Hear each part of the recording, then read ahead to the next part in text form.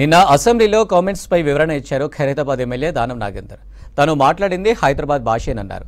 Assembly సమావేశాలు మొదలైనప్పటి నుంచి BRS ఎమ్మెల్యేలు సభను అడ్డుకునే యత్నం చేశారని మండిపడ్డారు. బీఆర్ఎస్ సభ్యులు సీఎం రేవంత్తో పాటు తనని కించపరిచేలా మాట్లాడడం వల్లే సహనం కోల్పోయి మాట్లాడానని చెప్పారు. వారు మాట్లాడిన మాటలకే తాను సమాధానం చెప్పాల్సి వచ్చిందన్నారు.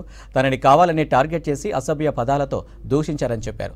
ఖైరతాబాద్ నియోజకవర్గంలో ప్రభుత్వ పథకాల లబ్ధిదారులకు చెక్కులు పంపిణీ చేశారు దానం. నాకు అవకాశం వచ్చినప్పుడు నేను మాట్లాడుతుంటే వాళ్ళు మాట్లాడిన భాషకే నేను అలా మాట్లాడాల్సి వచ్చింది తప్ప వేరే ఏం లేదు. అందుకనే ఈ సభలో అందరి యొక్క గౌరవం, ఎందుకంటే సభ అనేది, శాసనసభ అనేది కస్టోడియన్ ఎవరు అంటే స్పీకర్ గారు, దాని కస్టోడియన్. స్పీకర్ గారి మరి ఇచ్చిన అవకాశాన్ని నువ్వు ఎలా ఇస్తావని స్పీకర్ గారిని అడిగేటువంటి అధికారం ఎవరికి ఉండదు, ఏ సభ్యుడికైనా ఉండదు. మాట్లాడే అధికారం స్పీకర్ గారు ఇచ్చినప్పుడు స్పీకర్ గారికి అధికారం ఉంది కాబట్టి ఇచ్చారు. ఆ అధికారాన్ని ఆయన నాకు అవకాశం ఇచ్చారు కాబట్టి అవకాశాన్ని సద్వినియోగం చేసుకొని హైదరాబాద్ ప్రజల యొక్క వాణిని అందులో వినిపించాలని ప్రయత్నం చేశాను. దానికి వారు అడ్డుపడ్డారు కాబట్టి ఆవేశంగా మాట్లాడడం జరిగింది. దానికి మరి ఒకసారి కూడా నేను చెప్తా ఉన్నాను, ఇలాంటి వ్యవహారం మీరు చేయకూడదు.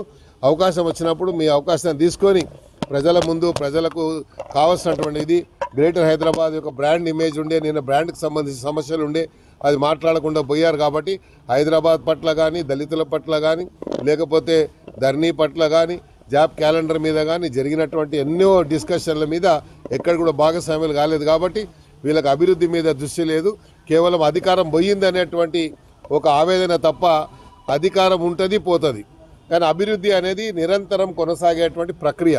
ఆ ప్రక్రియని మీరు ఆపేటువంటి కుట్ర చేశారు కాబట్టి మేము అలా మాట్లాడాలి.